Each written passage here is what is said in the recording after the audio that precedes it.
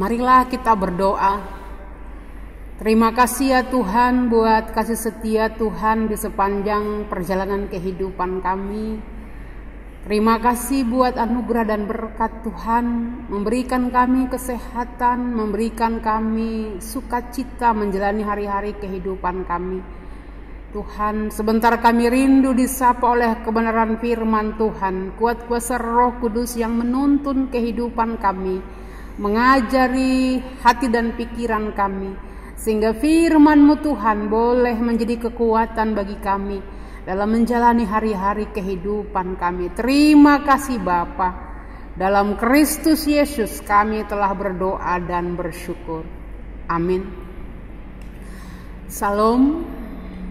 Bapak Ibu Saudara yang kekasih dalam nama Tuhan Yesus Kristus, firman Tuhan yang menjadi kekuatan bagi kita di minggu ini diambil dari kitab 2 Samuel 9 ayat 1 sampai 8. Kita buka Alkitab kita 2 Samuel 9 ayat 1 sampai 8. Demikian firman Tuhan. Berkatalah Daud, masih adakah orang yang tinggal dari keluarga Saul? Maka aku akan menunjukkan kasihku kepadanya oleh karena Yonatan. Adapun keluarga Saul mempunyai seorang hamba yang bernama Ziba. Ia dipanggil menghadap Daud. Lalu raja bertanya kepadanya, "Engkaukah Ziba?" Jawabnya, "Hamba tuanku."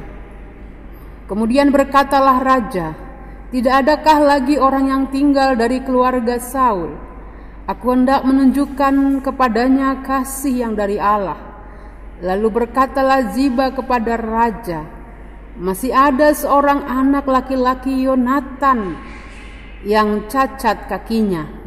Tanya raja kepadanya, "Di manakah ia?" Jawab Ziba kepada raja, "Dia ada di rumah Makir bin Amiel di Lodebar." Sesudah itu Raja Daud menyuruh mengambil dia dari rumah Makir bin Amiel dari Lodebar. Dan Mephiboset bin Yonatan bin Saul masuk menghadap Daud. Ia sujud dan menyembah. Kata Daud, "Mephiboset." Jawabnya, "Inilah hamba tuanku." Kemudian berkatalah Daud kepadanya, "Janganlah takut, sebab aku pasti akan menunjukkan kasih-Mu kepadamu oleh karena Yonatan ayahmu. Aku akan mengembalikan kepadamu segala ladang Saul nenekmu, dan engkau akan tetap makan sehidangan dengan aku."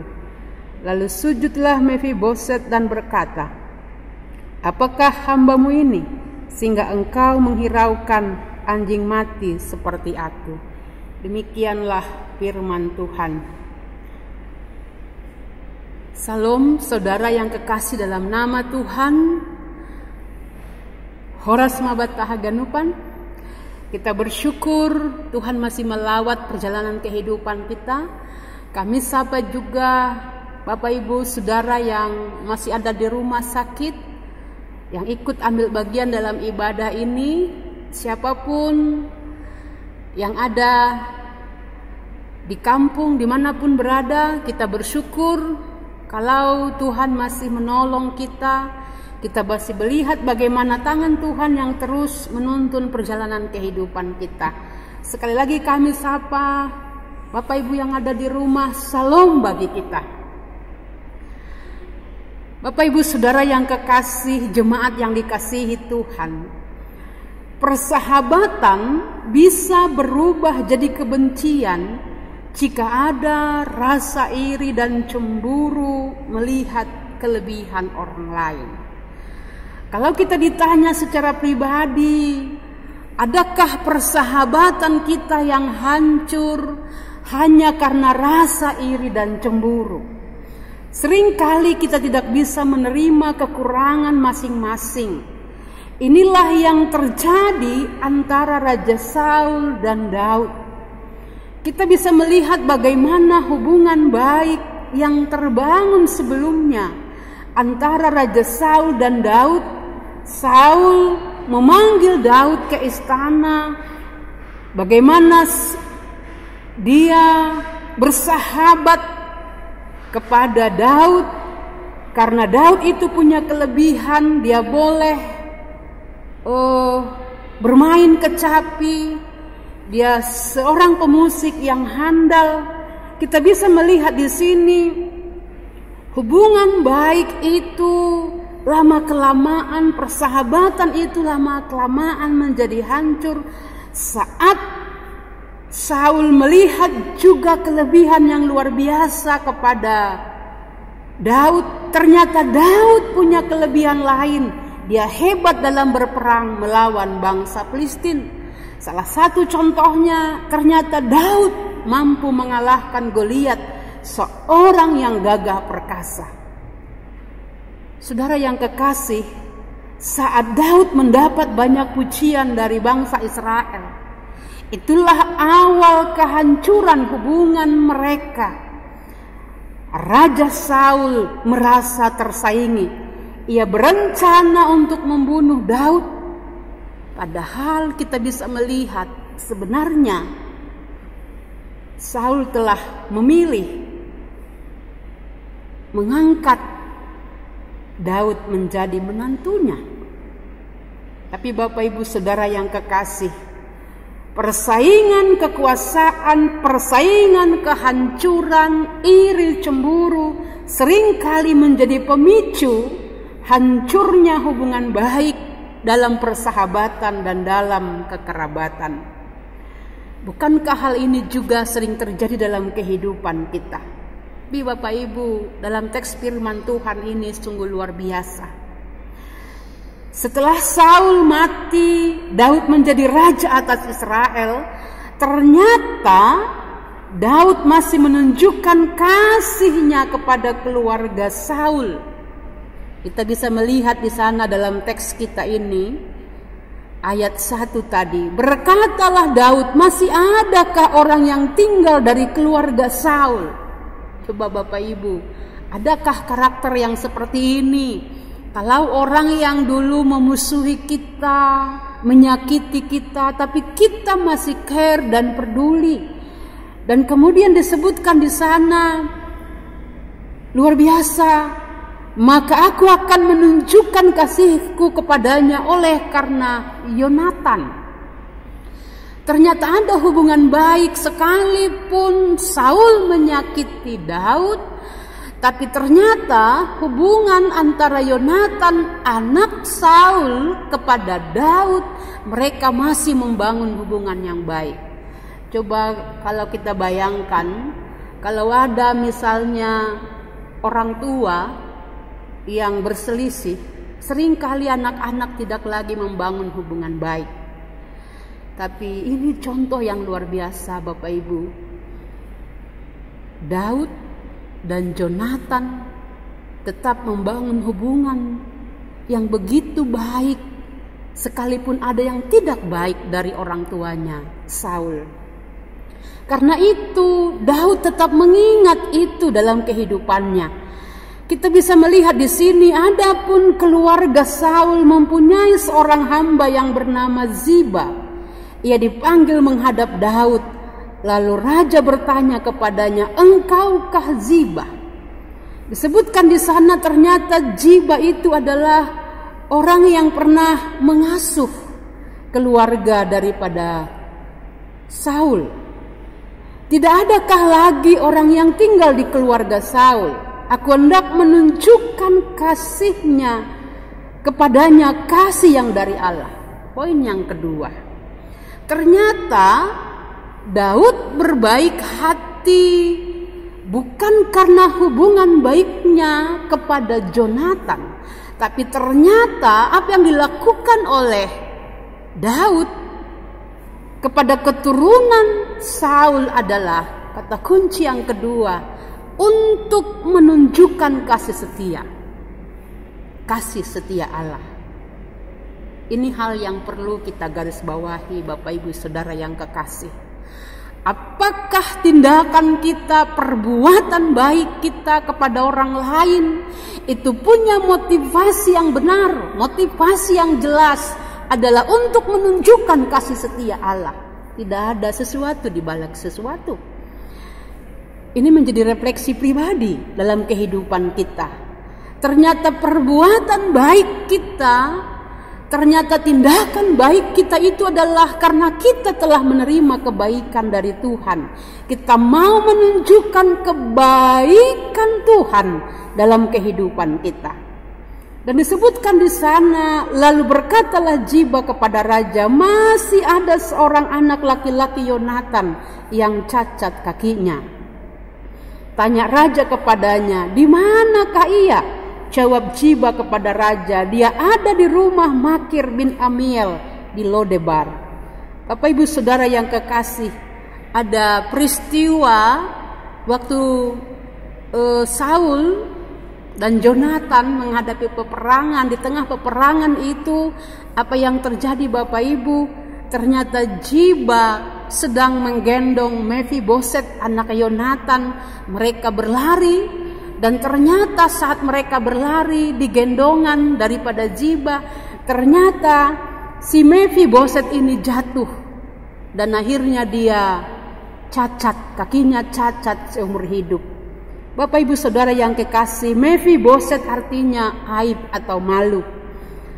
Dalam teks kita ini, kita bisa melihat bagaimana Mephiboset itu dipanggil oleh Daud kembali untuk menghadap dia kembali ke istana.